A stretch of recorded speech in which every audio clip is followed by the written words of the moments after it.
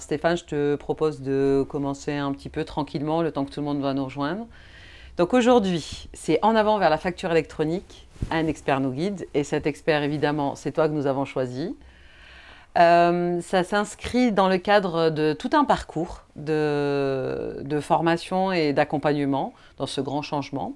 Le 9 et 10 avril, vous allez retrouver toute l'équipe Cégide et EBP au fameux salon des entrepreneurs, où on va justement participer à un atelier. On vous mettra les liens d'inscription sur comment améliorer et comment travailler en collaboration entre l'expert comptable et l'entreprise.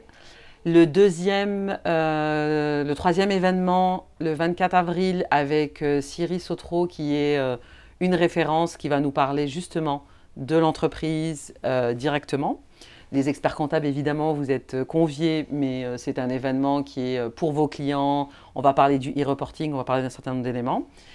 Et l'épisode 4, c'est rendez-vous lors du salon des entrepreneurs, de la facture électronique, pardon, le 13 mai. Et là encore, on va avoir une conférence où on va traiter du sujet de choisir sa PDP de réception. Donc, avant de commencer et de vous partager le programme, donc je vais commencer par me présenter. Donc, je suis Ibtissam Benkara, je suis ce qu'on appelle Product Marketing Manager. Et ça fait quoi un PMM chez Cégide? Eh bien, ça se renseigne sur le marché, savoir comment ça se passe. Et puis justement, dans ce cadre-là, je suis tombée sur le webinaire sur un super podcast qu'on va vous partager tout de suite après, organisé avec Alexis Lama et Stéphane, qui traite justement de l'année 2025, des grandes tendances, de ce qui va se passer dans le métier de l'expertise comptable. Et quand j'ai entendu ce podcast, je me suis dit non, il faut absolument qu'on fasse un webinaire qui va parler de la facture électronique et à quel point ça va changer. Et pour ça, je vais laisser Stéphane se présenter, mais rapidement, c'est un chef d'entreprise, c'est un expert comptable, c'est un homme de réseau et c'est lui qui va nous parler de ça. Donc, je te laisse te présenter, Stéphane. Merci, merci de l'invitation. Donc, en effet, pour ma part, donc, je suis Stéphane Reynaud, je suis donc expert comptable, comme tu le disais. Je suis surtout le directeur d'une revue et d'un mensuel qui a un partenariat historique avec Cégide, qui est La Profession Comptable, donc qui est à la fois une revue papier et une revue digitale, puisqu'on a également un site web, laprofessioncomptable.com. Je suis consultant sur la transformation du métier d'expert comptable. C'est pour ça que j'étais intervenu dans le podcast avec Alexis, notamment sur les grandes tendances en effet de 2025. Et puis, je suis surtout consultant maintenant depuis de nombreuses années également sur le sujet de la facture électronique, puisque je fais partie de ceux qui, depuis près de 10 ans, travaillent sur le sujet de l'arrivée de la facture électronique en France et qui accompagnent à la fois les cabinets et l'écosystème dans la mise en œuvre de la facture électronique, dont on va parler ce soir. Exactement, merci. Alors, le plan. On a une petite heure ensemble, on va vous partager. Donc déjà, on va rappeler les fondamentaux de la facture électronique, pourquoi il faut choisir une PDP de réception, quels sont les critères pour choisir, parce qu'il y en a plus de 80. On va parler aussi de comment s'inscrire à l'annuaire, comment implémenter le changement, et on va vous mettre à disposition des outils, et puis évidemment, les urgences, les opportunités et vos questions que vous allez nous partager. Tout au long de ce webinaire, vous allez avoir des questions qui vont vous être présentées et posées. Et au fur et à mesure, n'hésitez pas à répondre. C'est important pour nous d'avoir votre avis et de voir aussi un petit peu comment vous percevez ça. Si on arrive à avoir suffisamment de temps, on le partagera avec vous, on partagera les résultats. Alors, les fondamentaux. Alors, il faut savoir qu'on a plus de 600 inscrits à ce webinaire aujourd'hui et je parlais avec une amie de mon stress. Et je lui parlais de la facture électronique. Elle me dit, de quoi tu parles en fait? Et je lui dis, mais ton expert comptable, t'en as pas parlé? Elle me dit, non, je ne sais pas du tout. Tu es en train de me dire que je vais plus pouvoir envoyer des factures par Word? Ah, je lui dis, c'est exactement ça. Et donc, je me suis dit, pour ce webinaire, on va quand même revenir sur les fondamentaux. La réforme, c'est 2 piliers importants. Le premier, c'est le invoicing. Et le deuxième, c'est le e-reporting. Tout ça, évidemment, c'est pour un enjeu de déclaration TVA, pour faire en sorte de moins de fraude, moins de moderniser le système, faire en sorte qu'on ait le moins de déperdition possible. Si je fais un focus sur le invoicing, c'est, comme je disais à ma fameuse amie, tu ne pourras plus envoyer tes factures par Word. Donc, il va falloir que tu t'équipes d'un outil ou tu choisis une PDP qui est équipée d'un outil qui va te permettre de transformer ton outil de pouvoir facturer. Et il est impératif de passer par une plateforme. Donc aujourd'hui, dans la relation entreprise-expert comptable, nous allons avoir entreprise, expert comptable et PDP. Il y a des formats, les 3 formats vous les connaissez, la facture X, UBL, et il y a des mentions obligatoires qu'on vous partagera tout à l'heure, on va vous rappeler ces éléments-là. Le e-reporting, alors lui c'est beaucoup plus complexe. Alors le e-reporting va plutôt s'adresser, on a des transactions avec les particuliers principalement, avec à travers la caisse, à travers les factures, etc. On a les transactions à destination des entreprises établies à l'étranger. Donc toutes les entreprises aujourd'hui en France qui travaillent avec l'étranger, transfrontaliers, vont être concernées par ça.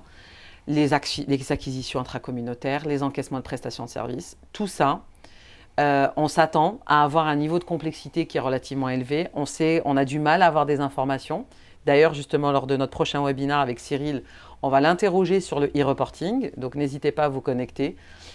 Mais on s'attend à ce que ce soit les experts comptables, comme la TVA fut à un moment quand elle a été lancée, que ça soit probablement pris en charge par les experts comptables. Et ça va être une nouvelle prestation de service qui va être proposée. Est-ce que j'ai oublié quelque chose, Stéphane? Non, tu as bien résumé le sujet. C'est vrai que sur le e-reporting, c'est clairement un sujet qui va être le point probablement un peu dur de la réforme et sur lequel il y a encore en effet des cas d'usage qui sont en train d'être travaillés, notamment par les commissions qui travaillent à l'AFNOR maintenant sur le sujet de la facture électronique. On va peut-être y revenir tout à l'heure. Ce qui est important à mon sens sur ce que tu as évoqué et pour répondre à la question de ton ami, c'est que c'est vrai qu'aujourd'hui, quand on fait des enquêtes au niveau national sur le niveau de connaissance du sujet de la facture électronique pour les entrepreneurs, il y a près de 83% des entrepreneurs qui disent « j'en ai pas encore entendu parler ». Donc c'est pour ça qu'on est aussi là ce soir, c'est pour démarrer cette évangélisation, parce qu'en fait, on va le voir dans le calendrier, mais on a quelques mois d'évangélisation pour que tout le monde en entende parler, parce que maintenant, ça va être une réalité, donc il faut se préparer dans ce contexte-là. Complètement. Et bien justement, tu vas nous parler du calendrier, Stéphane. Alors le calendrier, c'est un calendrier qui a été fixé maintenant il y a un peu plus d'1 an et demi, puisque vous savez, il y avait eu un report en 2023 et donc du coup en 2024, on a fixé un nouveau calendrier. Ce calendrier, il est aujourd'hui figé. La question qu'on me pose souvent, c'est est-ce qu'il va y avoir un nouveau report de calendrier? Alors comme hier soir au Sénat, il y a eu un report de la CSRD et de l'application de la CSRD, c'est vrai qu'on est toujours un peu maintenant prudent sur les reports. Moi, je pense que non, il n'y aura pas de report, notamment pour une raison simple, c'est que la première date maintenant qui va être importante pour nous, c'est cette date du 1er septembre 2026. Et en réalité, c'est donc dans un peu moins de 18 mois. Et la date du 1er septembre 2026, elle est importante puisque en fait, toutes les entreprises françaises auront l'obligation, et c'est ce qui va nous amener sur la fameuse PDP de réception, auront l'obligation d'être en capacité de recevoir des factures électroniques. Donc ça, il faut bien le comprendre pour nos cabinets, pour nos clients. Au 1er septembre 2026, on a forcément, du coup, une PDP qui est existante pour un client entreprise à partir du moment où on est dans le champ d'assujettissement de la TVA. Donc ça, c'est la première date. Au 1er septembre 2026, on va commencer à avoir des factures électroniques qui vont circuler pour une raison simple, c'est que toutes les grandes entreprises et toutes les ETI, en gros les entreprises de plus de 250 salariés, vont avoir l'obligation d'émettre en facture électronique. Et donc, pour rien vous cacher, aujourd'hui, quand on accompagne nous des clients sur le sujet de la facture électronique, on voit que en fait, les grandes entreprises et les ETI se préparent pour démarrer dès le mois de janvier-février 2026 l'émission, parce qu'elles savent qu'en septembre, il faudra qu'elle soit obligatoirement au format. Après, c'est vrai qu'il y a la date du 1er septembre 2027, on l'a mis en rouge, en effet, sur le slide, où c'est la date où, en fait, toutes les PME et les TPE, donc en gros, tout le reste de la collectivité doit être en capacité d'émettre obligatoirement des factures électroniques. Moi, je suis quelqu'un qui fait de la prospective, puisque c'est un peu mon métier. C'est vrai que j'ai tendance à dire, sur la date du 1er septembre 2026, on est sûr du coup. Sur la date du 1er septembre 2027, je pense qu'on peut avoir une vraie, raisonnablement, une vraie certitude, en se disant que de toute manière, si au 1er septembre 2027, il y avait entre guillemets encore un peu de décalage, notamment pour la raison du e-reporting qu'on évoquait tout à l'heure, il y aura probablement en fait des éléments de mise en œuvre qui seront déjà là. Et il faudra déjà le faire. Après, on ajustera probablement et on ne sera pas dans la sanction. C'est ça probablement ce qu'il faut avoir en tête. Tout à fait. Mais ce calendrier, il est important parce que du coup, il lance en fait ce que j'appelle moi un compte à rebours.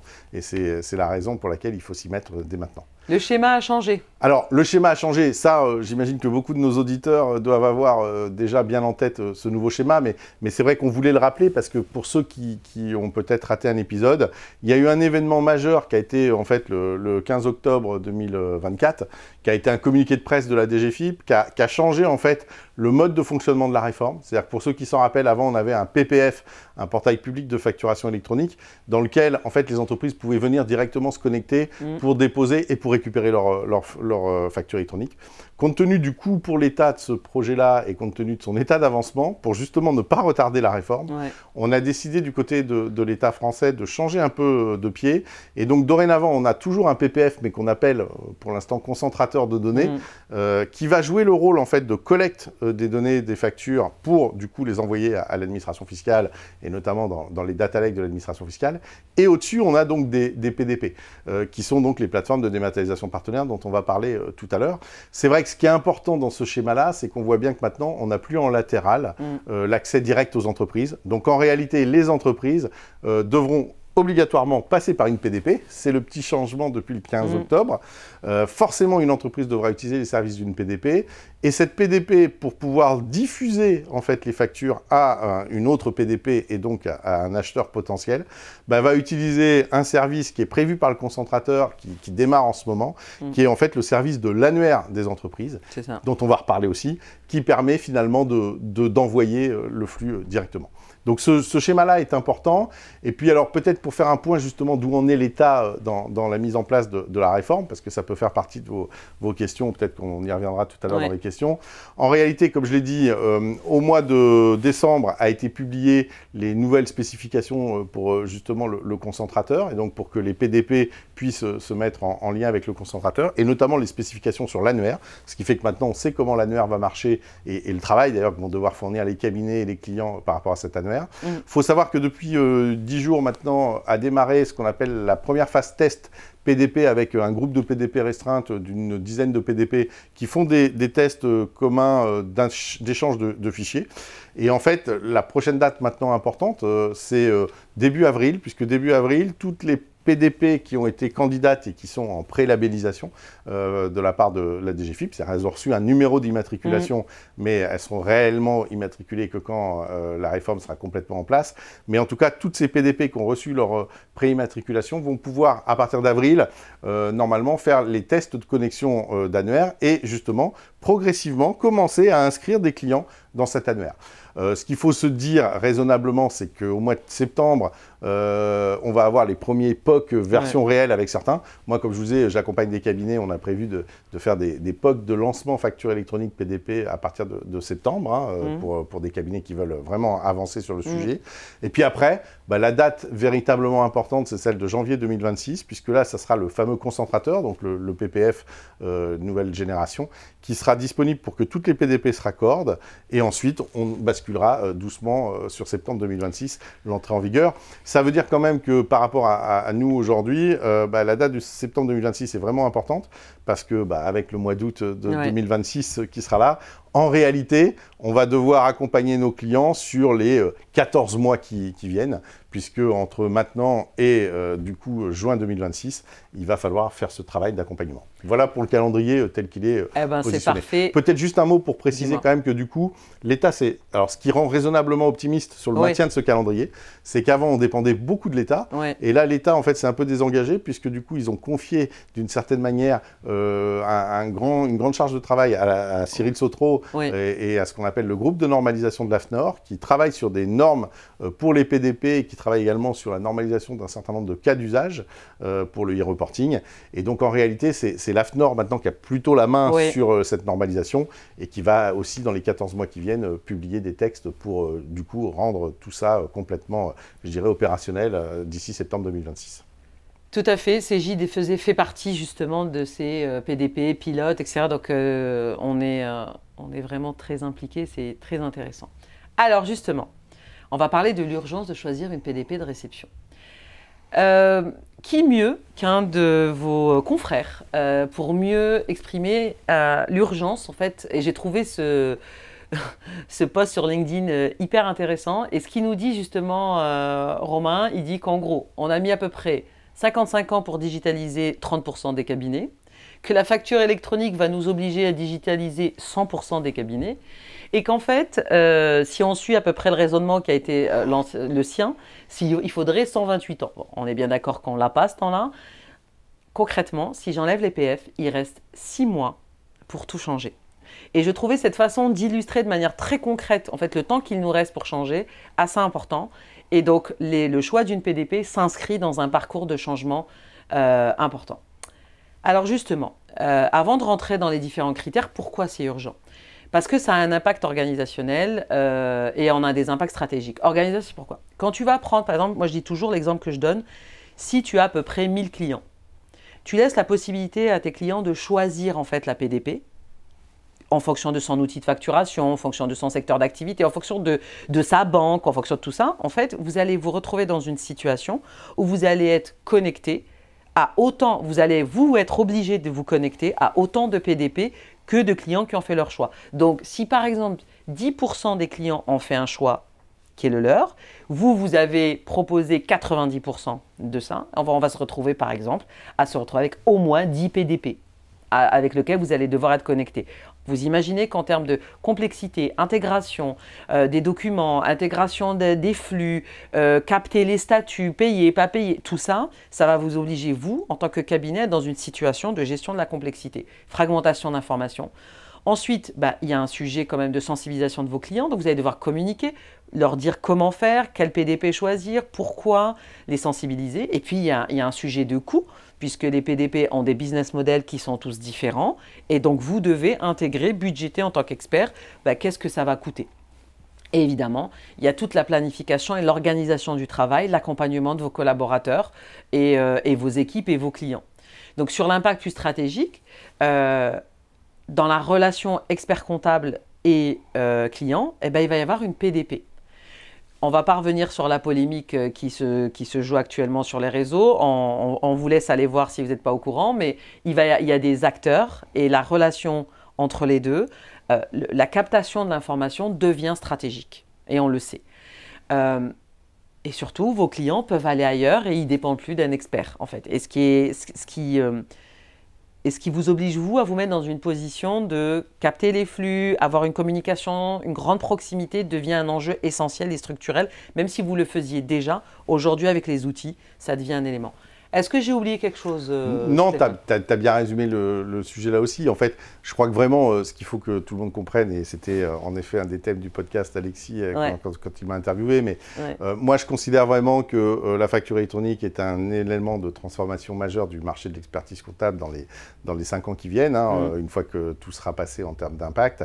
Et c'est vrai que l'impact stratégique, il est central. Tu l'as dit un peu en introduction, mais c'est vrai que entre nous et notre client, désormais, il y aura forcément une PDP. Entre une entreprise et quel que soit son prestataire, il y aura forcément une PDP. Et ça, c'est vrai que ça change la relation client. Parce que jusqu'à présent, un expert comptable, souvent, il avait l'information, je dirais, rapidement, selon le rythme que son client lui avait donné. Là, à l'heure des PDP, en réalité, tout opérateur aura l'information rapidement à partir du moment où il est connecté à la PDP. Et donc, l'information sera évidemment hyper stratégique. Donc ça, c'est un élément qui est très important. Et après, peut-être pour que tout le monde ait bien en tête ce que tu disais sur le nombre de PDP. Aujourd'hui, on est à 84, 86 PDP qui sont immatriculés ou en pré-immatriculation. Il faut savoir quand même que moi, je faisais partie de ceux il y a quelques années qui disaient qu'il y en aura au moins 80. Et on me disait, mais non, jamais, il n'y en aura que 10 ou 15. En réalité, maintenant, nous, notre ratio est probablement qu'il y en aura autour de 110, 115. Donc, ça montre bien l'importance pour le cabinet d'avoir sa réflexion stratégique parce qu'en effet, si je ne drive pas mes clients et si j'organise pas les choses, je vais me retrouver potentiellement avec beaucoup de PDP et donc une expérience utilisateur qui va être différente à chaque fois. Et donc, ça peut poser quand même des questions d'organisation fortes dans le cabinet. Complètement. L'urgence, c'est évidemment d'anticiper pour assurer un accompagnement de nos clients, parce que c'est quand même ça la priorité, se positionner comme un conseiller stratégique. Est-ce que tu peux me parler de ce qui s'est passé aux États-Unis rapidement, ça t'embête pas? Pour voir à quel point le rôle change. C'est vrai que pour ceux qui ne suivent pas nos travaux, et je vous renvoie sur notre site, la profession comptable, en fait, on fait beaucoup d'études, nous, sur ce qui se passe depuis quelques années maintenant, sur la digitalisation dans d'autres pays par rapport à la facture électronique. Et l'un des points en effet qui est marquant, alors évidemment avec des modèles différents selon les pays, parce que tout le monde n'a pas la normalisation européenne ou française qu'on peut avoir. Mais en tout cas, ce qui est sûr, c'est que dans des mondes où il y a de l'équivalent PDP ou quelque chose qui ressemble à des PDP et qui permet de faire de la facturation, ce qu'on constate, c'est qu'en effet, souvent les plateformes vont avoir tendance à aller chercher en fait des usages et des besoins clients un peu plus forts que ce que l'on a l'habitude de voir nous aujourd'hui sur l'idée du marché français. Et donc très clairement, c'est vrai que si jamais l'expert comptable n'est pas acteur dans le sujet du choix de la PDP, en réalité, des sujets de marché vont être traités directement par la plateforme. Donc aux États-Unis, par exemple, on a des plateformes aujourd'hui de digitalisation qui se servent évidemment en offre de services, de paiement automatisé, de gestion de BFR, de déclenchement de financement. Et il est probable qu'on ait la même chose en France. Donc c'est pour ça que c'est un sujet qui est très important. Je vois que tu as mis anticiper pour garantir la pérennité du cabinet, ça c'est important parce qu'en réalité, d'abord si on fait juste deux remarques, la première c'est qu'aujourd'hui la valorisation des cabinets est souvent liée au chiffre d'affaires et donc au nombre de clients qu'on a et la manière dont on les traite. On voit bien qu'avec les PDP, d'une certaine manière, elles auront aussi une valorisation liée au nombre de clients qu'elles auront. Et puis l'autre remarque, c'est que en fonction des expériences utilisateurs que j'aurai sur mes PDP, je vais avoir des cabinets qui vont être très performants et d'autres qui le seront probablement un peu moins. Donc c'est vrai que sur la notion de pérennité, c'est important d'avoir ça en tête, en fait. Alors justement, on va aborder le sujet, les critères de choix d'une PDP. Je te laisse plutôt à toi, l'expert, la parole. Oui, alors c'est vrai qu'en ce moment, c'est un gros travail de recherche qu'on fait avec mes équipes sur les benchmarks, puisque comme vous l'avez compris, il y a 86 PDP aujourd'hui qui sont en immatriculation, et puis il va y en avoir quelques autres qui complètent. Donc nous et d'autres, il y a d'autres acteurs du marché qui vont faire des benchmarks. Nous, on fait notamment des benchmarks. Et donc on réfléchit beaucoup sur c'est quoi les bons critères de choix qui vont guider en effet les PDP.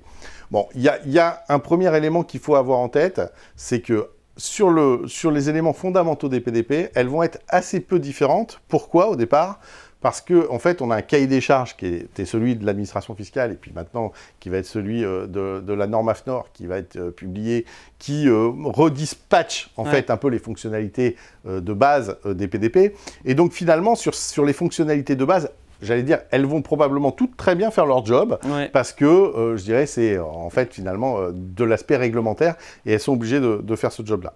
Il faut comprendre quand même qu'il y aura une deuxième couche de fonctionnalités qu'il faudra analyser selon les PDP, qui est les fonctionnalités, ce qu'on appelle nous enrichies, qui sont en fait des fonctionnalités qui vont permettre pour certaines PDP d'aller faire des missions complémentaires pour l'expert comptable auprès de ses clients.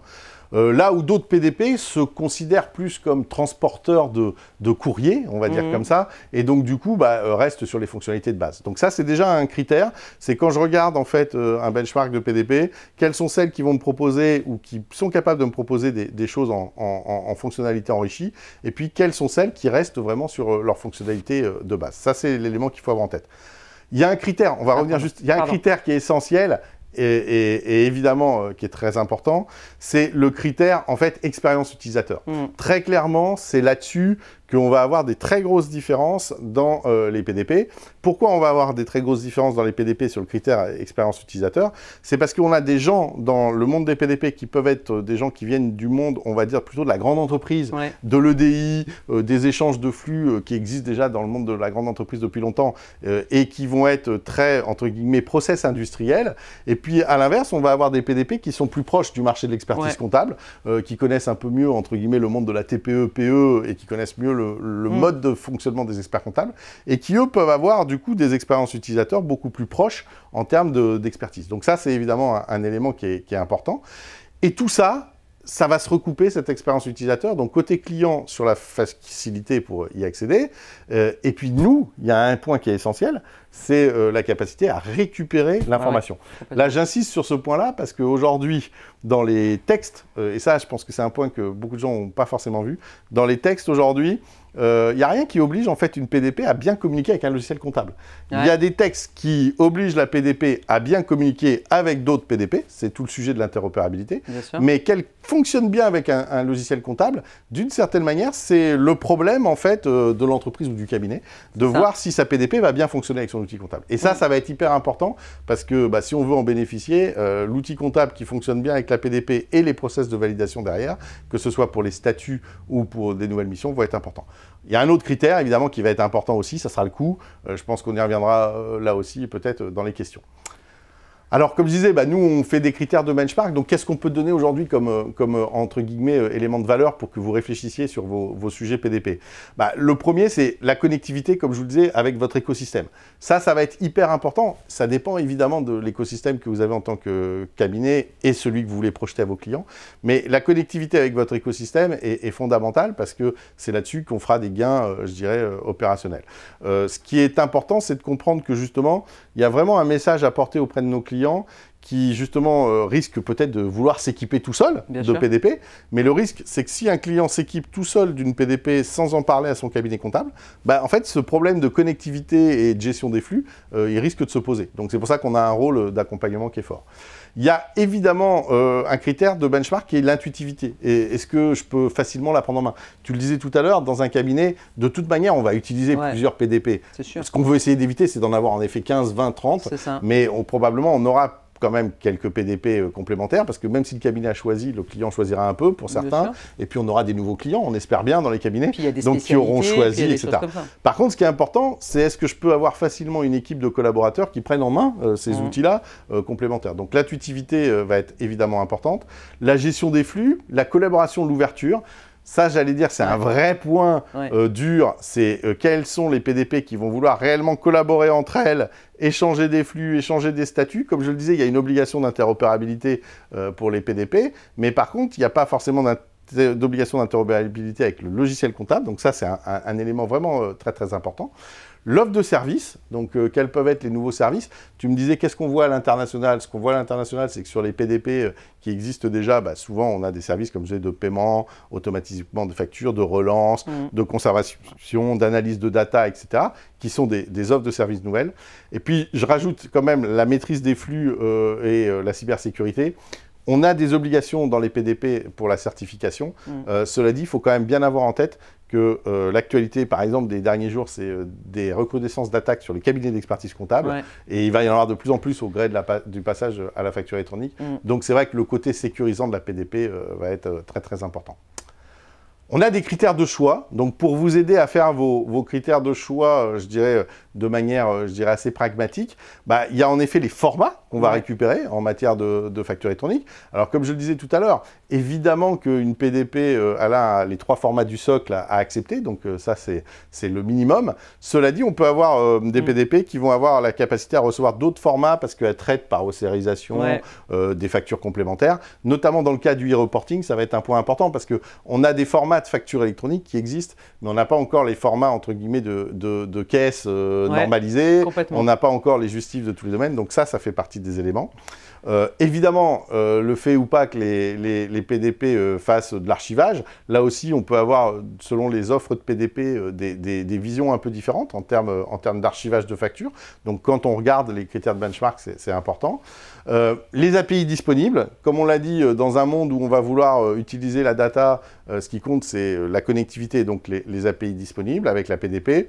Et puis, j'allais presque dire, le lien automatique avec la compta, ça, c'est presque votre prérequis. De toute manière, si on veut demain faire des gains de productivité dans les cabinets en lien avec la facture électronique, il faut qu'on ait ce prérequis-là. Et pareil pour le client qui s'équipe.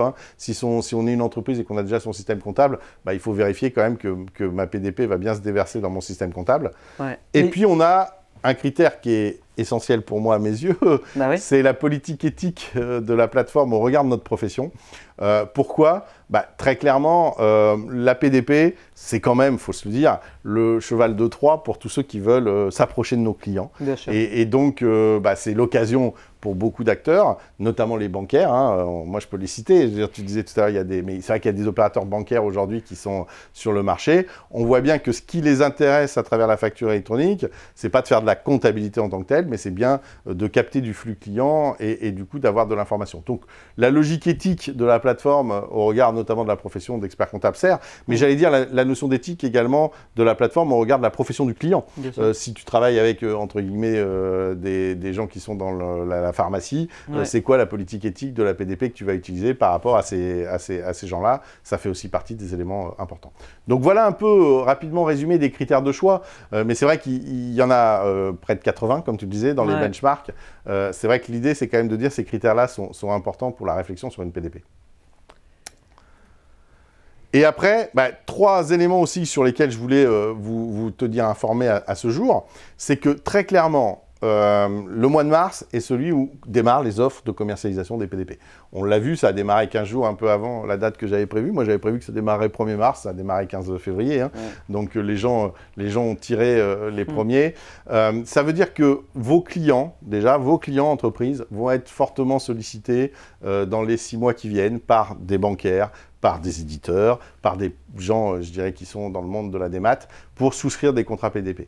Je crois que vraiment le message numéro 1, c'est de bien dire aux clients, ne prends pas de décision sans m'en parler, et de lui rappeler justement qu'on a tous ces problématiques-là de critères, et qu'il faut donc analyser les contrats, parce que quand on regarde une PDP, il faut bien analyser ce qu'on achète comme contrat et comme offre.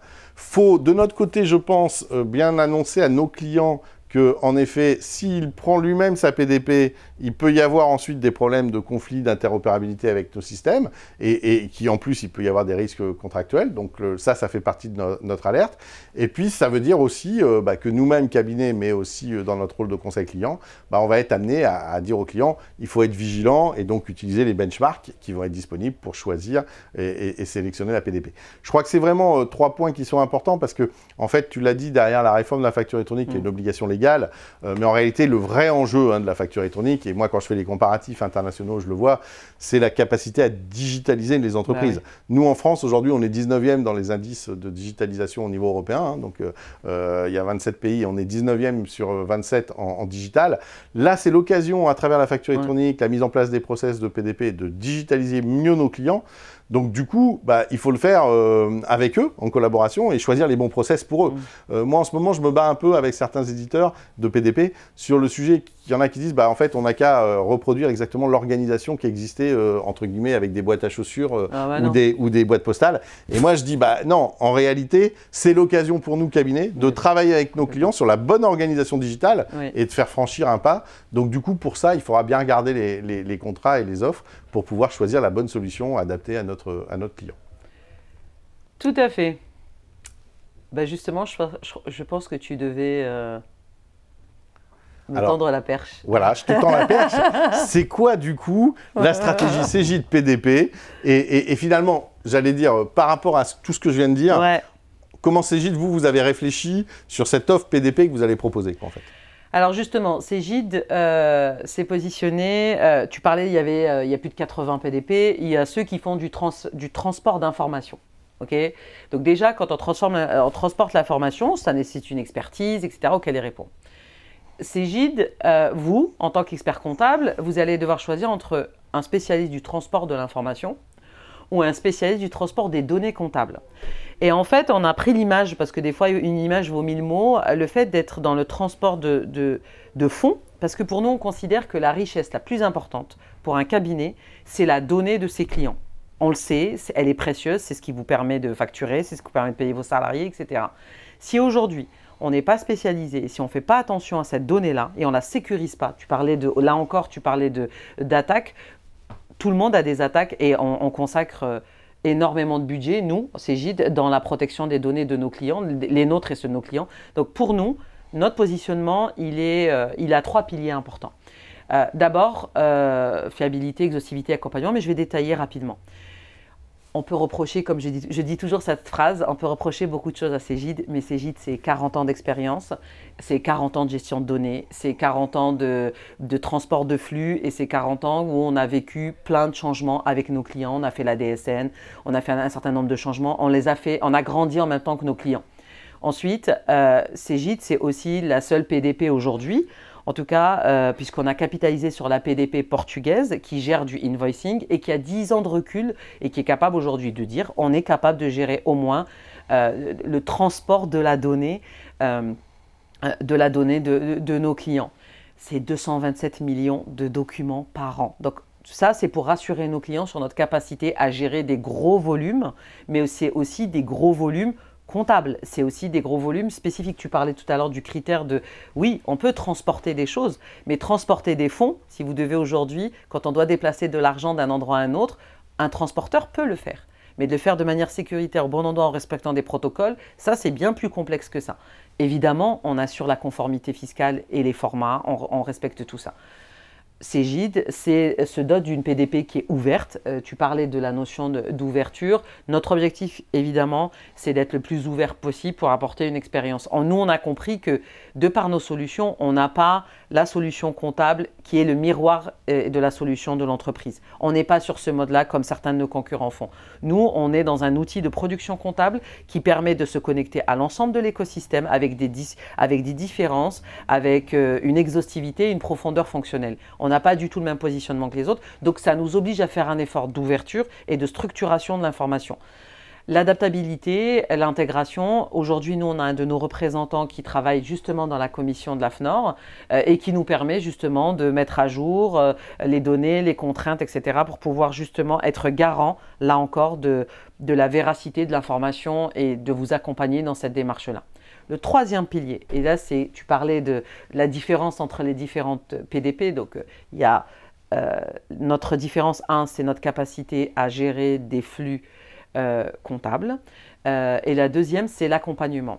On a compris que nos experts comptables, et surtout on sait que 80% de nos clients, c'est des petits cabinets, tout seuls, c'était une mission assez complexe. Donc, on va travailler, et on travaille déjà sur l'expérience utilisateur. On va proposer plusieurs kits d'informations à destination des experts comptables qui seront poussés à leurs clients. C'est eux qui auront la main sur ça. On va mettre en place, qu'on avait déjà, nous dans notre cas depuis déjà plus d'1 an, un outil comme une espèce de plateforme pour pouvoir gérer l'envoi des emails, le suivi, est-ce que tous vos clients sont inscrits? Et pour compléter justement ce dispositif-là, on va avoir une cellule téléphonique qui va être mise à disposition de nos clients et des clients de nos clients pour accompagner l'enregistrement à l'annuaire, pour pouvoir soutenir cet effort. Parce que vous savez, quand on va avoir l'authentification, on sait très bien qu'au bout d'un moment, on abandonne. Donc le fait de mettre à disposition ces différents dispositifs pour accompagner nos clients, ça nous permet de gérer la complexité d'avoir plusieurs PDP, d'avoir plusieurs typologies de clients, et ce n'est pas une coche où on dit oui, vous êtes inscrit d'office. Ce qu'on tient à préciser nous aussi, ça c'est la politique de Cegid, c'est que nous n'avons pas l'intention de communiquer directement sur il faut choisir tel PDP ou l'un autre. Ce qu'on va faire, on a des dispositifs où on communique sur la sensibilisation, c'est quoi une PDP, c'est quoi un e-reporting, etc. pour vous faciliter le travail, vous, en tant qu'expert comptable. Par contre, on ne va pas leur dire choisissez notre PDP. Ça, c'est notre éthique, c'est la position qui est celle de Cegid. Et après, le temps va avancer et le marché va évoluer et on verra bien comment. Mais en tout cas, notre position d'aujourd'hui, c'est l'expert comptable qui a la main sur ses clients.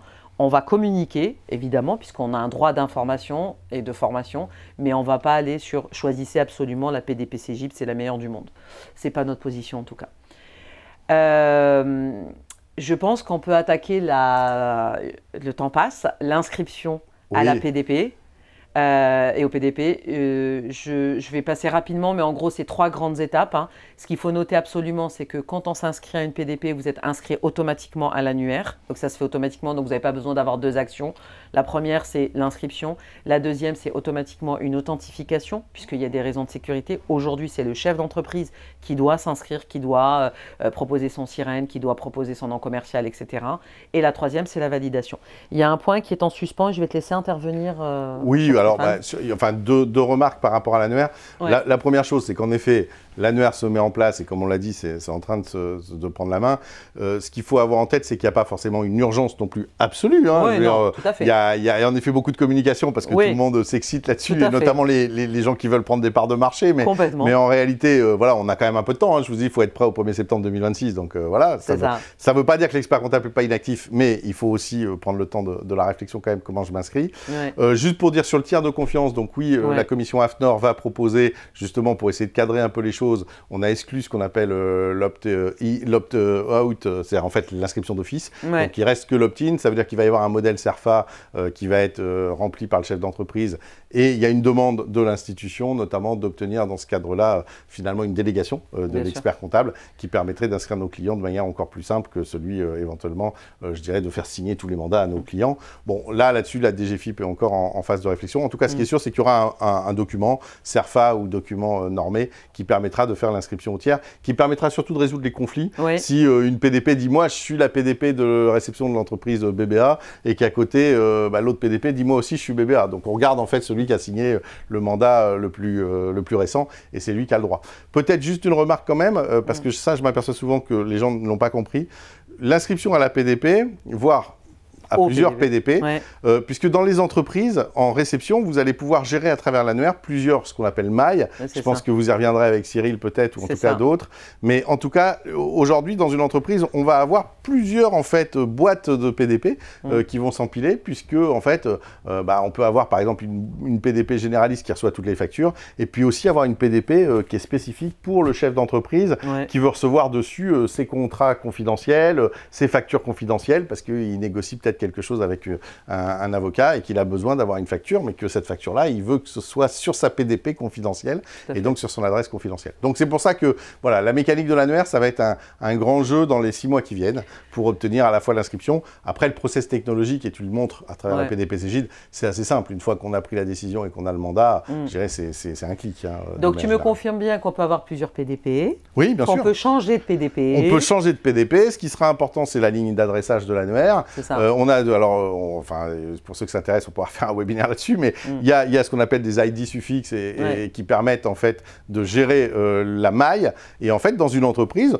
on peut garder la même PDP et avoir plusieurs, entre guillemets, sous-PDP qui sont rattachés à cette grosse PDP pour recevoir des boîtes différentes de réception. Puis on peut aussi choisir d'avoir une PDP principale et puis une autre PDP un peu différente sur un autre sujet.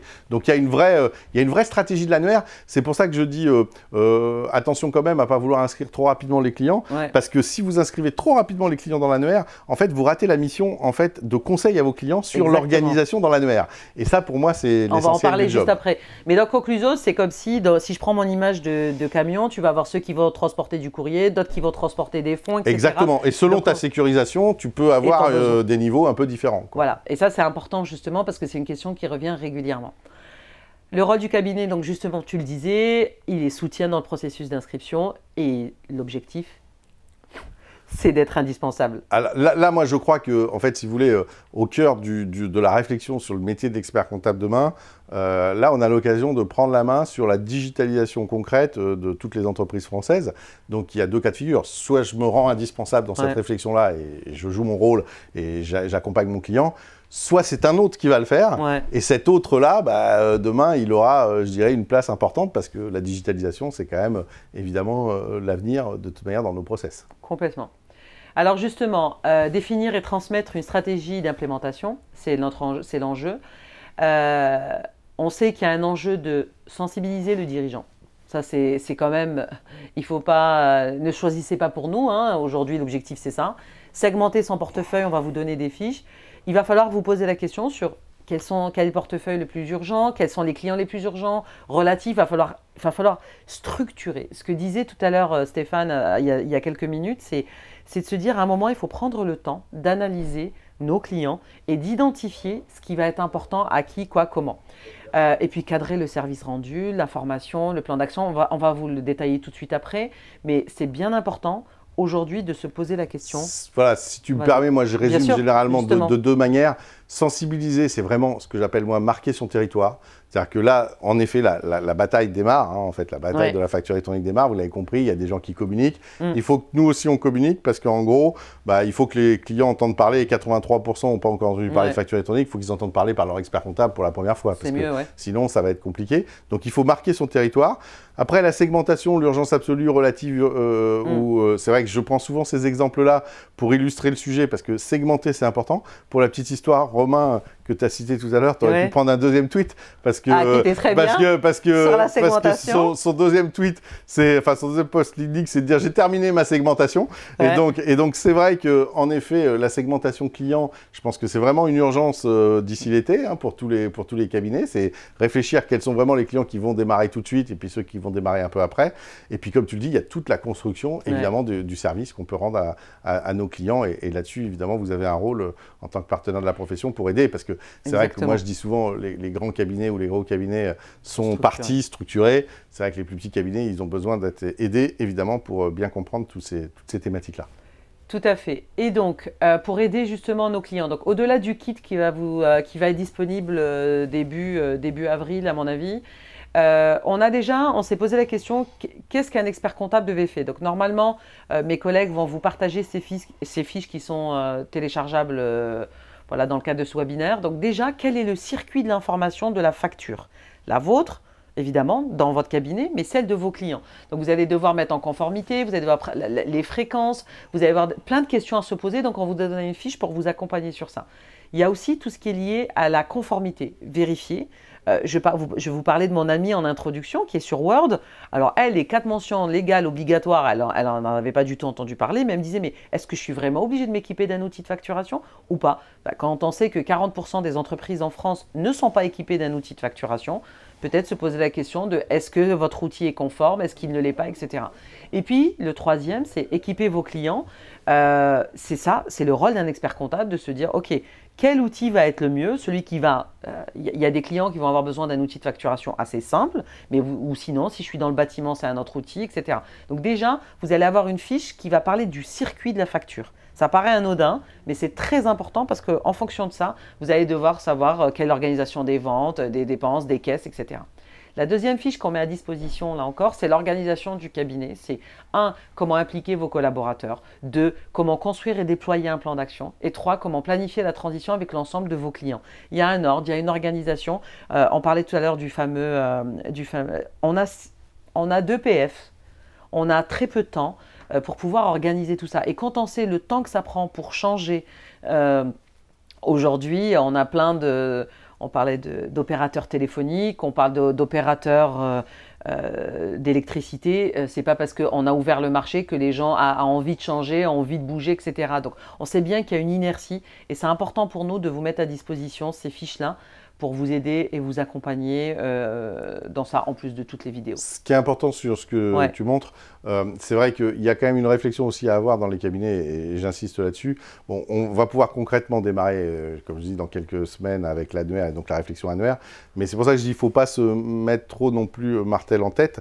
Comme je disais, même pour les gros cabinets français qu'on accompagne, les POC sont plutôt en septembre-octobre pour les premiers tests de déploiement. Ce qui veut dire qu'il y a plein de tâches qu'on peut réaliser avant. Et notamment la sensibilisation, la mise en place, qu'il faut faire dès maintenant, parce qu'après, à un moment donné, on va rentrer dans la phase plus opérationnelle, mais la phase entre guillemets, de compréhension pour toutes les équipes, c'est quand même hyper important de le faire maintenant. C'est pour ça que quand on parlait du rôle de communication de l'éditeur, notre rôle est justement d'aider nos clients à aller plus vite en termes d'information. En conclusion, et après il nous reste quelques minutes pour les questions, donc je te laisse faire la conclusion, tiens, c'est mieux. Tu me laisses faire la conclusion. C'est mieux. Non, la conclusion, c'est que ce qui est très clair, c'est que la facture électronique, comme je dis, je pense qu'il faut vraiment la prendre comme une réelle opportunité pour nos cabinets. Moi, j'ai souvent cette discussion-là, ça n'est pas un sujet technique, la facture électronique. Enfin, c'est un sujet technique parce qu'il y a des besoins techniques, mais en réalité, c'est surtout un sujet de positionnement de l'expert comptable en opportunité de croissance. Donc, la première grosse opportunité de croissance, c'est accompagner les clients dans leur process de digitalisation, et ça, c'est super important. Et donc, il faut vraiment le prendre là-dessus, avec le discours qui va bien et du coup, l'explication qui va bien. La deuxième remarque, c'est que ça va être une urgence rapidement pour nos cabinet, parce que comme on l'a dit, si on veut être au cœur du match, au cœur du jeu, il faut avoir une stratégie, il faut bâtir les partenariats avec les partenaires que l'on a sélectionnés et il faut travailler ce sujet-là. Ce qu'il faut comprendre quand même, c'est que ça sera aussi rapidement une urgence client. Ce que je veux dire par là, c'est que nous, on commence à voir que, notamment pour les... je disais tout à l'heure, il y a un calendrier. Mais en réalité, ce calendrier, on le voit bien maintenant, c'est souvent la stratégie. Un calendrier, il est fixé, mais après, il y a l'écosystème qui met plus ou moins la pression. Et les grandes entreprises, elles vont pas vouloir gérer longtemps des factures papier plus des factures électroniques. Elles ont une obligation en septembre 2026 d'émettre en facture électronique et d'être capables de recevoir en facture électronique. Elles vont demander à leurs fournisseurs de faire des factures électroniques. Donc en réalité, la TPE peut se retrouver dans la situation d'avancer le calendrier au gré de ses relations avec des grands groupes. Bon, pour conclure, moi je pense que s'il y a bien un sujet, ça fait 25 ans, je fais du consulting sur la profession, objectivement, je pense qu'il y a un moment de temporisation actuelle qui va être 2025, 2028, 2029, qui sont vraiment une période à bien gérer dans les cabinets sur cette transformation technologique, parce que on sait que ça va beaucoup changer, je dirais, dans les années qui viennent, et que là, du coup, la stratégie du cabinet est véritablement essentielle, et donc il faut une vraie conduite de projet, et il faut accompagner, je dirais, ses clients d'une manière générale, et il faut se dire aussi que le premier contact qu'aura finalement le client avec les cabinets, souvent, ça sera l'expérience utilisateur PDP. Avant les logiciels comptables, enfin, Cégide est un partenaire de la profession, tu l'as dit, depuis 40 ans. Il se trouve que la revue, nous, on vient de fêter nos 40 ans également, donc on est à peu près du même âge, mais c'est ce que je dis souvent, quand je regarde les thèmes que la revue traitait il y a 40 ans, c'était des thèmes internes au cabinet. Quand on regarde aujourd'hui les termes qu'on traite, c'est des termes plutôt liés aux clients. Et j'allais dire, chez vous, ça va être la même chose. L'expérience utilisateur va être hyper fondamentale, et donc c'est hyper important d'avoir ça en tête. Alors, merci. On a des questions, mais que je ne vois pas à l'écran. Donc, oui. Ah voilà, vas-y Léa. Bonjour.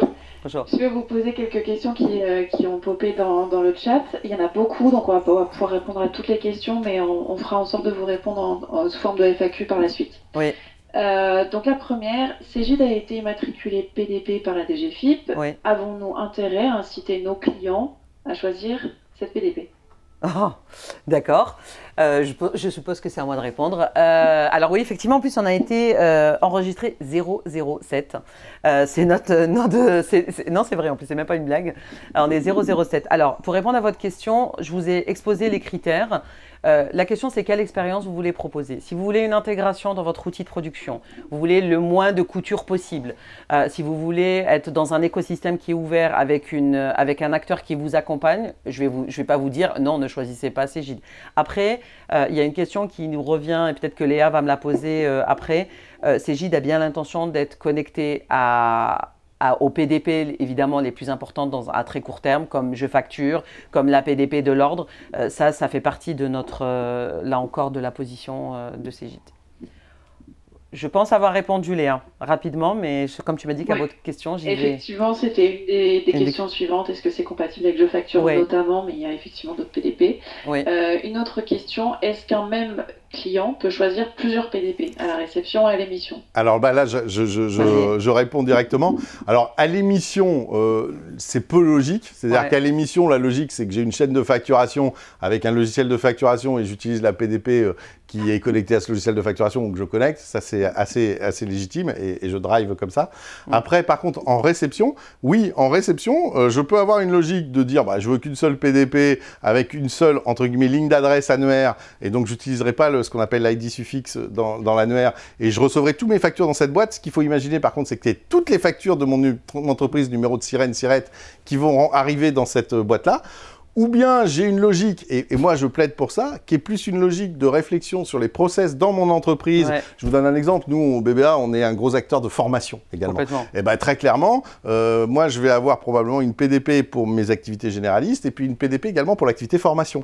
Parce que dans mon entité, j'ai quelqu'un qui gère les paiements sur la formation, qui gère la compta de la formation, et donc du coup on aura probablement ces deux lignes. Donc pour répondre à la question, Léa, on va pouvoir démultiplier autant de lignes que l'on veut. Bon, l'idée, c'est quand même pas de faire n'importe quoi. Il ne faut pas que chacun ait sa ligne annuaire. Ce n'est pas une adresse mail, la PDP. Non. Par contre, c'est une vraie logique d'organisation de l'entreprise. Et c'est pour ça que quand je dis qu'il y a une vraie opportunité pour les cabinets, c'est qu'en gros, allez, on a 18 mois pour travailler avec nos clients sur des missions. OK, comment on va t'organiser et comment tu vas bien communiquer avec nous et comment, en gros, on va t'accompagner dans cette nouvelle digitalisation de tes process. Et ça, c'est hyper fondamental. Ouais. Vas-y, Léa. Une autre question, je pense, Stéphane a bien étayé la réponse dans le podcast. Les banques peuvent-elles capter le marché des TPE au détriment des experts comptables? Je donne toujours l'exemple nouveau-zélandais, parce que c'est la Nouvelle-Zélande que dans nos études qui nous avait le plus marqué, où en fait là-bas, il y a une logique de PDP, avec une logique en fait aujourd'hui de PDP, où la profession comptable s'est pas du tout occupée de la PDP, et donc en fait c'est les grands opérateurs bancaires qui ont pris ça, et comme je dis souvent, quand je discute avec mes homologues en Nouvelle-Zélande, en fait au final, ils achètent de la data de facture à des banques, puisque c'est elles qui ont en fait les factures. Donc très clairement, l'enjeu pour nous, c'est d'éviter une situation, en tout cas, si ça le devait être, il faudrait que ce soit au moins consenti de manière, je dirais, consciente, parce que ce qui est très clair, c'est que oui, en effet, les opérateurs bancaires, dans les 86 PDP qui sont aujourd'hui immatriculés, si vous regardez, toutes les grandes banques françaises, donc les 7 grands réseaux bancaires, ont à peu près entre 1 et 3 PDP qui sont dans leur giron dans cette immatriculation. Donc oui, ils vont être présents sur le marché et ils vont jouer leur rôle. Et c'est pour ça qu'il faut qu'on marque notre territoire dès maintenant, parce que y a des opérateurs des réseaux de bancaires qui démarrent en avril la communication nationale et la formation de leurs collaborateurs, avec en fait une idée simple, c'est qu'en septembre, ils veulent vendre ce qu'on appelle des cajots de PDP. Ils avaient avant des cajots de PERP, des cajots de PEA. Là, ils veulent vendre des cajots de PDP avec leurs conseillers bancaires. D'où l'idée de dire, ne prends pas de décision sans moi en termes de clients, quoi. Il faut que tu en parles avec ton expert comptable, parce que sinon, ça risque de nous échapper, quoi. Léa, encore une dernière question peut-être? Oui. Une dernière, plutôt pour l'entreprise, pour bien comprendre, quel est le rôle et l'impact de l'inscription à l'annuaire exactement pour une entreprise? Le rôle et l'impact de l'inscription dans l'annuaire, c'est qu'à partir du moment où je suis l'entreprise A, par exemple, et que j'ai décidé de prendre la PDP, je vais donc, du coup, me connecter au site de la PDP, qui va me proposer de remplir un formulaire. Donc, comme je disais, aujourd'hui, c'est pas encore normalisé, mais ça va être un formulaire qui va être normalisé. Et ce formulaire, je vais justement dire le niveau de détail que je veux entre les différentes lignes d'adressage de l'annuaire, et je vais être inscrit automatiquement dans l'annuaire, puisque, en fait, l'entreprise n'a jamais accès à l'annuaire, c'est la PDP qui est en charge d'inscrire dans l'annuaire, dans le processus annuaire. Bon, après, ça veut dire qu'une fois que je suis inscrit dans l'annuaire, mon logiciel de facturation de mon fournisseur, quand il va se connecter en fait à travers sa PDP, la PDP du fournisseur pour émettre va aller consulter la ligne annuaire, va trouver votre numéro de sirène, votre numéro de sirette, et si vous n'avez pas donné justement ce qu'on appelle les ID suffixes, c'est-à-dire en fait les boîtes spécifiques que vous voulez distribuer, elle va distribuer à la PDP qui a donc l'adresse de ligne. Donc du coup, l'inscription dans l'annuaire, elle est essentielle parce qu'en fait, c'est, on va dire, moi je suis d'une génération où il y avait encore le bottin, le truc jaune, et en fait c'est là-dedans qu'on va trouver toutes les lignes en fait. Quand on voulait contacter quelqu'un, regardez la ligne, on regardait son numéro de téléphone, son adresse, là c'est bien la même chose. En réalité, ce qu'il faut comprendre, c'est qu'il n'y a rien de dramatique puisqu'on peut changer de ligne, on peut changer d'adressage, ça c'est possible. Par contre, la seule remarque qu'il faut vraiment avoir en tête, c'est qu'à un moment donné, toutes les entreprises devront avoir au moins une ligne d'adressage dans l'annuaire pour recevoir leur facture. Et autre petite remarque, si au 1er septembre 2026, je n'ai pas ma ligne d'adressage dans l'annuaire, ça veut dire qu'une entreprise qui a l'obligation de démettre, par exemple un grand groupe comme EDF, il va m'envoyer une facture qui ne va jamais m'arriver. Alors lui, il va le savoir qu'elle n'est pas arrivée puisqu'il va avoir un message erreur, mais il va tout de suite vous dire, ok, je viens de vous envoyer la facture, donnez-moi votre nouvelle ligne. Et là, du coup, ça se fait dans l'urgence. D'où l'importance d'anticiper et de préparer ces inscriptions par le biais de la PDP et de l'annuaire. Il est 18h. Ouais, Léa, vas-y. Juste avant de conclure la question-réponse, il y a énormément de questions sur comment est-ce que je parle à mon client, comment est-ce que je l'inscris, est-ce qu'il y a des modes d'emploi, etc. pour la PDP. Il y a des kits, comme l'a dit la UTM, qui sont en train d'être préparés. Et il y a notamment aussi des webinaires qui vont pouvoir accompagner vos clients. Vous aurez toutes les infos très rapidement.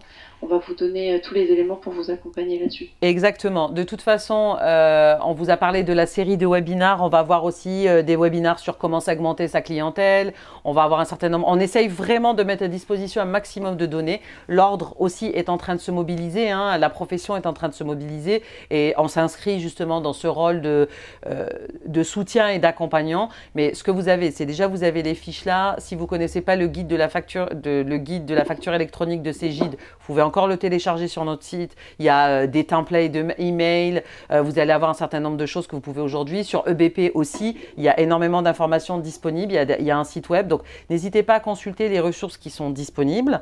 Ce qui est sûr, c'est qu'on va communiquer au fur et à mesure sur ce qu'on va sortir comme livrable, etc.